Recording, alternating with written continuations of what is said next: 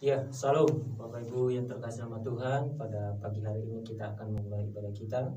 Mari kita berdoa terlebih dahulu. Bapa di surga, pada pagi hari ini Tuhan kami menghampiri Engkau. Biarlah Engkau yang berkarya, biar Engkau yang menolong kami. Kami akan memulai ibadah kami, Tuhan. Memberkati kami semua, seluruh pelayan yang ada di tempat ini Tuhan. Bahkan seluruh jemaat-Mu dimanapun mereka berada saat ini Tuhan. Terima kasih. Kami memulai ibadah kami ini hanya di dalam nama Yesus. Kami berdoa dan ucap syukur. Haleluya. Amin.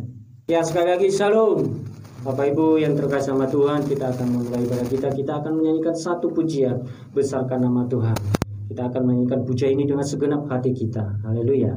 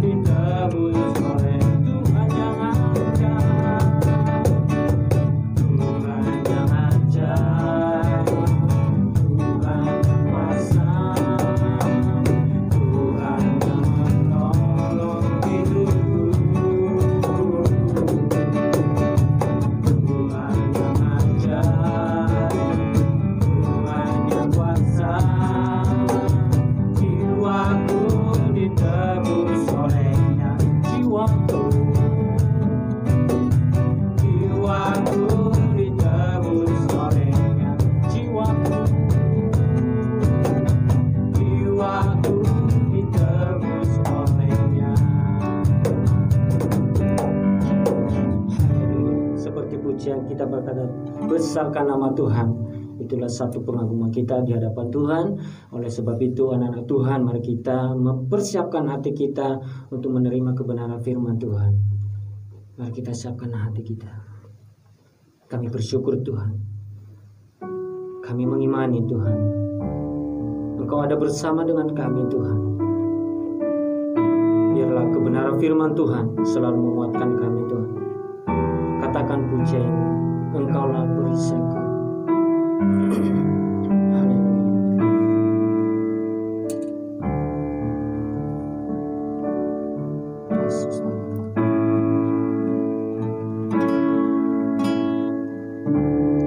Engkaulah perisaiku saat badai hidup menerpaku. Firman-Mu di dalamku, pulihkan jiwaku, ku kan berdiri di tengah badai dengan kekuatan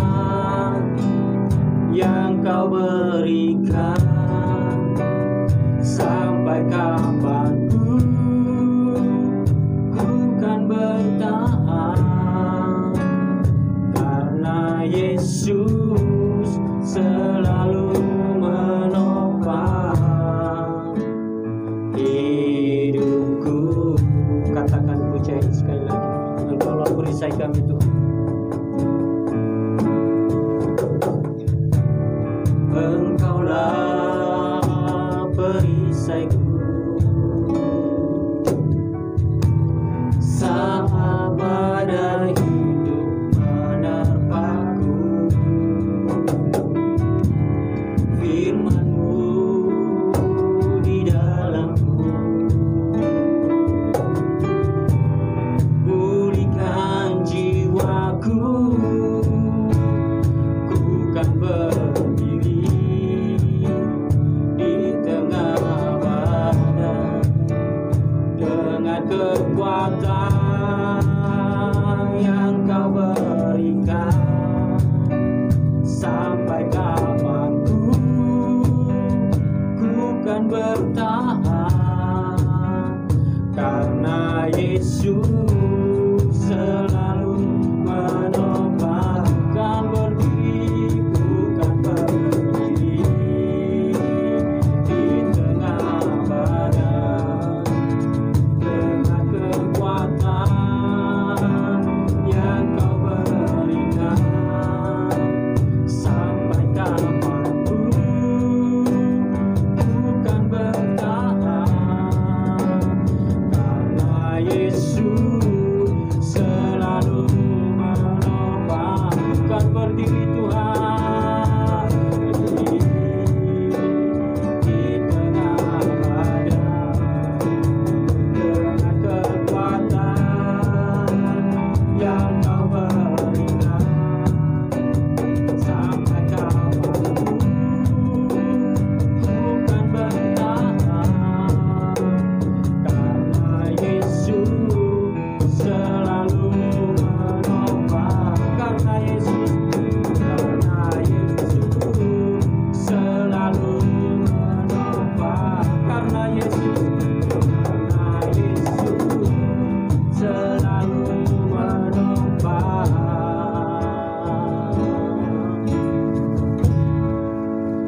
hidupku.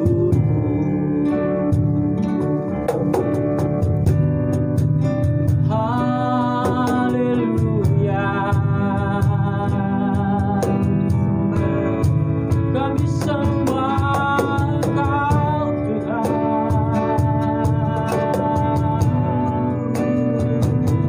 Haleluya, Engkaulah segalanya, sumber segalanya Tuhan. Haleluya,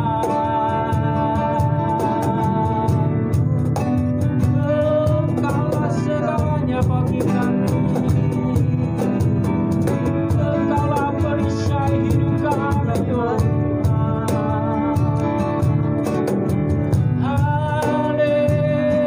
Haleluya, kami bersyukur padamu ya Bapa. Haleluya, Yesus Tuhan. Haleluya, kami bersyukur padamu Tuhan. Haleluya, haleluya,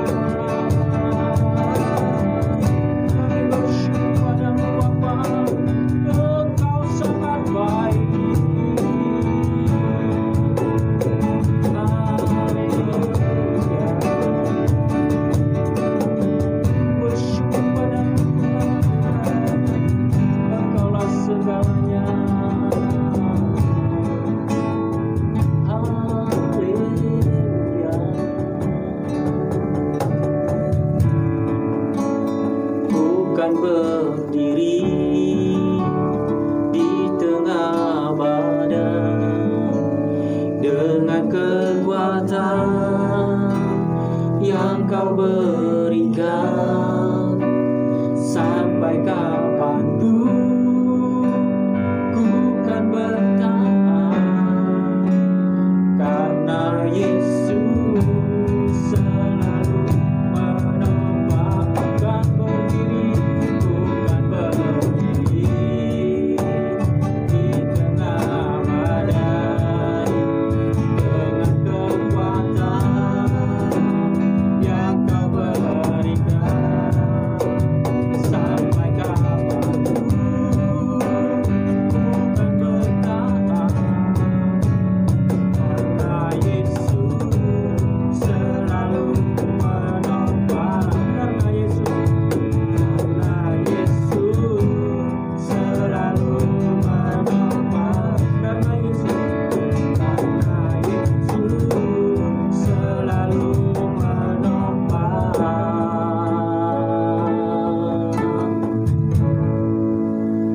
hidupku. Untuk selanjutnya saya serahkan sama hambanya yang menyampaikan kebenaran firman Tuhan.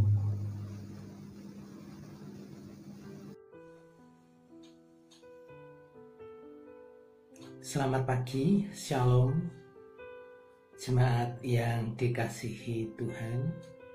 Sebelum kita bersama-sama mendengarkan firman Tuhan, marilah kita berdoa memohon pimpinan Roh Kudus. Mari kita tunduk di dalam doa. Bapa dalam surga, terima kasih atas kasih setia dan pemeliharaan-Mu atas kami.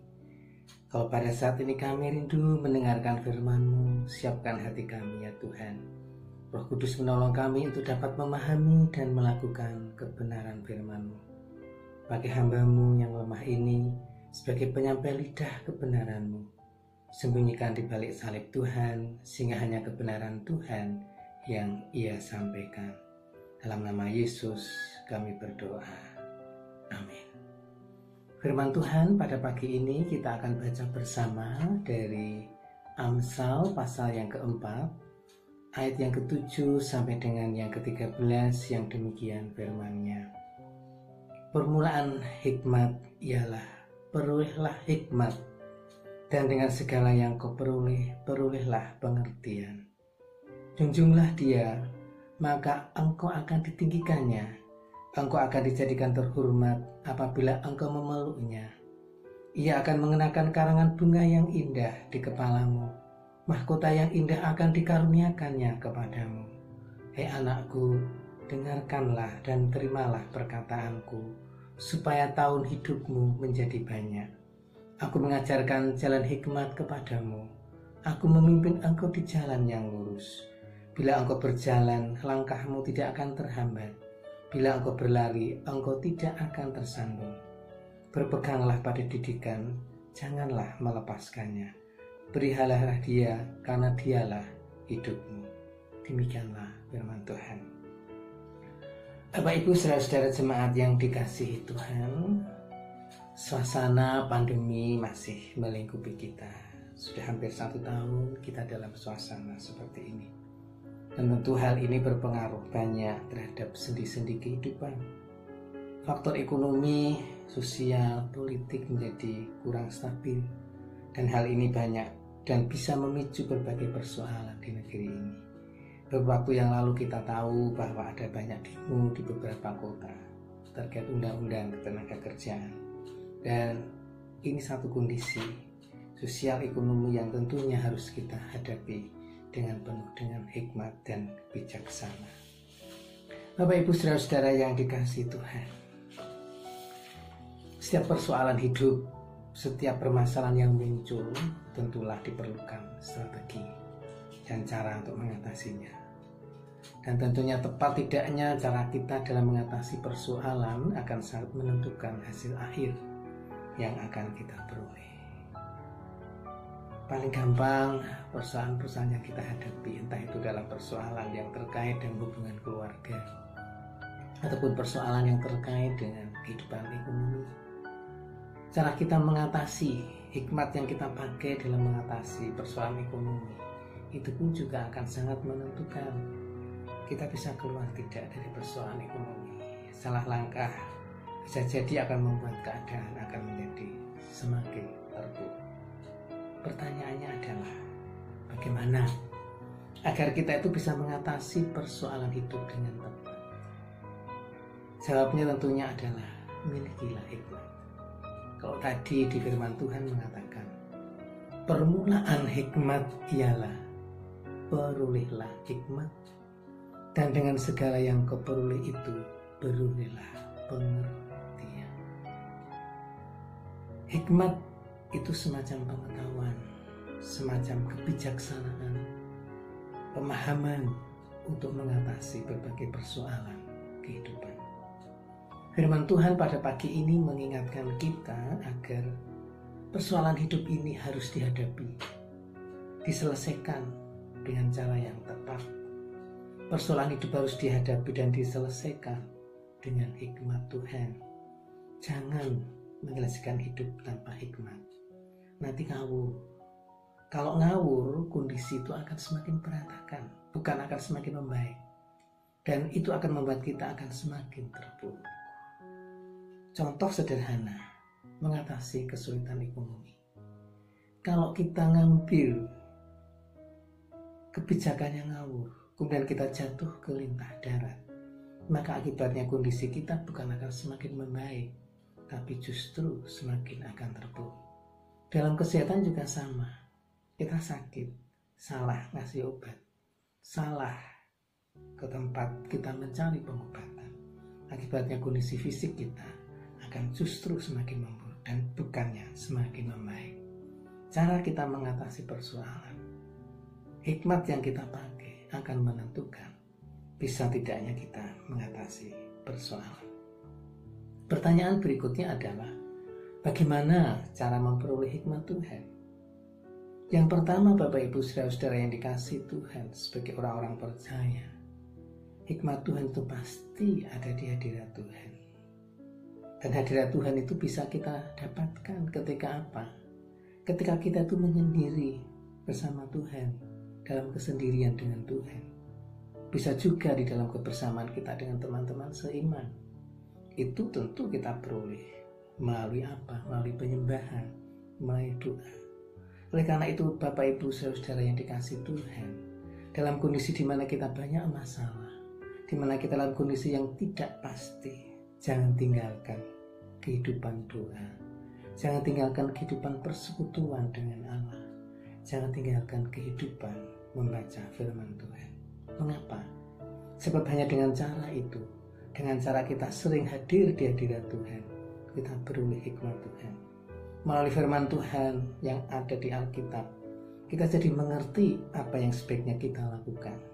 Firman yang kita baca, itu oleh Roh Kudus, itu dijadikan rema dalam hidup kita.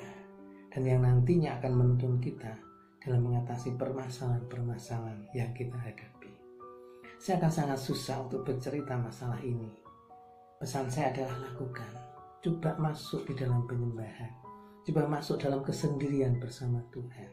Dan nanti Bapak Ibu sudah akan merasakan bagaimana pimpinan Tuhan itu dapat Anda rasakan dalam keseharian yang Anda lakukan.